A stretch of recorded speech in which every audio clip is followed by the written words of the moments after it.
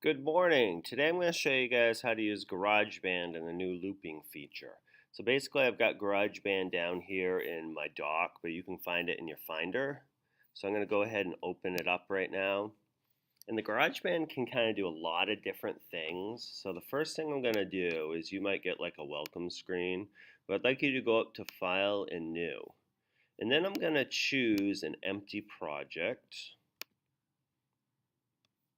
And for right now, I'm just going to pretend like we're recording something with a microphone. So I'm going to hit choose. The thing I'm going to show you today is kind of the top part up here. And basically this is your transport controls. That's how you play, record, stop, go back to the beginning. So if I hit the play button, I hit stop, and then the stop button becomes a back to the beginning button. So I'm going to hit that. Notice how this thing went back to the beginning or the start of the song. So I'm going to do that again.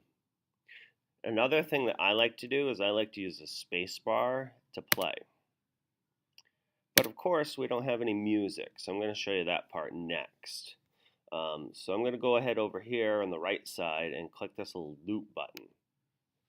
And basically a loop is kind of like a collage in art. You're taking somebody else's picture or music and kind of putting it together with other loops or music to create kind of like a collage. So basically over here we got our instruments, we have kind of description of other instruments, styles of music, and then we have kind of descriptions of the loops. So I'm going to go ahead and choose all drums. And notice there's a whole bunch of loops here. There's actually over 1,600 of them. So I'm going to go ahead and choose a style now. Now I've got about 160 loops to look through. So to play a loop, you're going to audition them before you drag them into the song. So I'm going to go ahead and hit a couple of them. Now to stop the loop, you just click on it again. So I'm going to hit a couple more.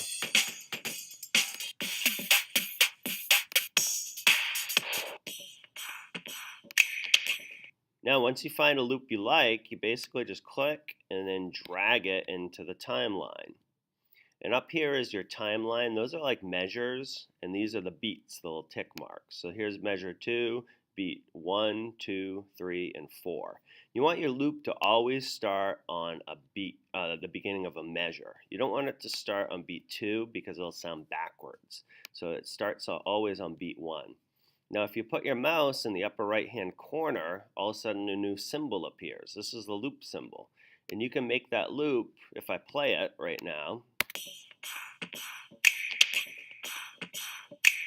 the loop is only about 5 seconds long. So to make it longer, you just put your mouse on the upper right hand corner, click with your thumb, and then drag to the right. And that makes the loop as long as you want. So then when I hit play, it'll go ahead and play the loop over and over again. Now I'm going to create a beat masher. So I'm going to find another drum beat that complements that beat. So I'm going to go ahead and hit play. And in fact, there's another symbol here that I like. It's called the cycle symbol. And you hit that, and if that ever comes on, just hit that symbol. It's yellow so you can see it.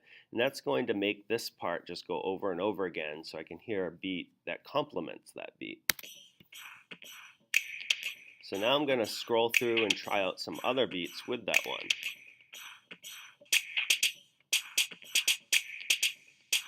That sounds pretty cool, so I'm going to drag it into a new track.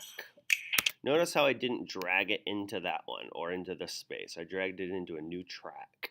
So now I've got this. That's called a beat masher. What I'd like you to do today is kind of make your own beat masher and kind of combine 3 or 4 different drums. Have fun.